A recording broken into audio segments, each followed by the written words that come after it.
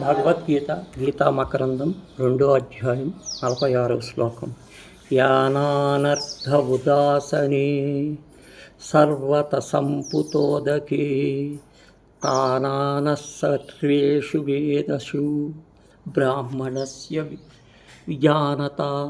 స్నానాదుల యొక్క ఉపయుక్తములను స్వల్ప జలములను భావి మొదలగు వాని అందెంత ప్రయోజనము కలదో అంత ప్రయోజనము అంతటను నీటితో నిండి మహత్తర జల ప్రవాహం నిండి చందనము వేదములందు చెప్పబడిన సమస్త కర్మములను ఎంత ప్రయోజనము కలదో అంత ప్రయోజనం పరమాతత్వము నెరిగిన బ్రాహ్మ విష్ణువులకు బ్రహ్మానందము నిండి ఉన్నది.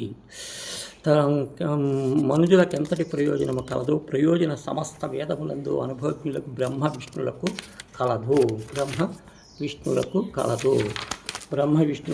కలదు.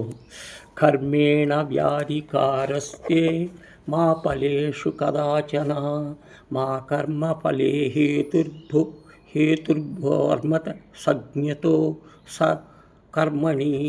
నీ కర్మముల యందు అధికారము కలదు. కర్మములను నాశించుడు దేనాడు నీకు అధికారం లేదు. కర్మఫలములు నీవు కారణము భూతువుడకు కాకము మరియు కర్మల యందు నీకు ఆసక్తి కలిగి ఉండి కాక ఫలములను కోరకవలు చెప్పవలసిన అతని అసలు కర్మలే మానేట్లు చేయరాదని చెప్పుచున్నాడు. మనుషునికి చేయని యందు అధికారం కలదు, కర్మలు చేయుట యందు అధికారం కలదు, ఫలములను ఆశించుట యందు అధికారం కలదు. దేనిని త్యజించవలను?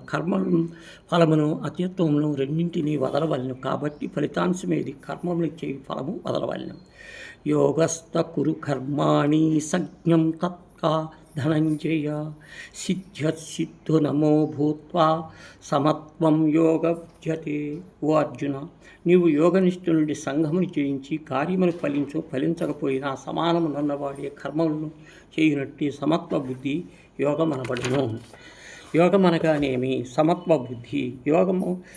సమత్వ బుద్ధియే యోగమనబడును. కర్మల ప్రకారము ఆచరించబలేను.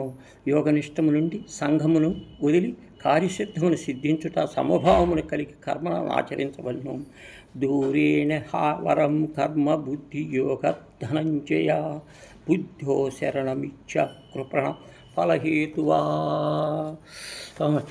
ఓ అర్జున, సత్యబుద్ధితో కూడిన నిష్కర్మం కంటే ఫలాపేక్షతో కూడిన కామకర్మము చాలా తక్కువైనది కదా. కావున సమస్త రూపమైన అట్టి నిష్కర్మణశాన్ని శ్రేయము. ఫలమును కోరుచు వారు అల్పులు. ఫలము కోరి చేయు కర్మ ఎట్టిది? మాయాకృష్ణమైనది.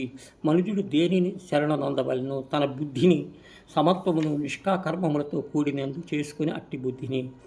అతిథులు వారు సంస్కారం పోగొట్టుట. బుద్ధియుక్త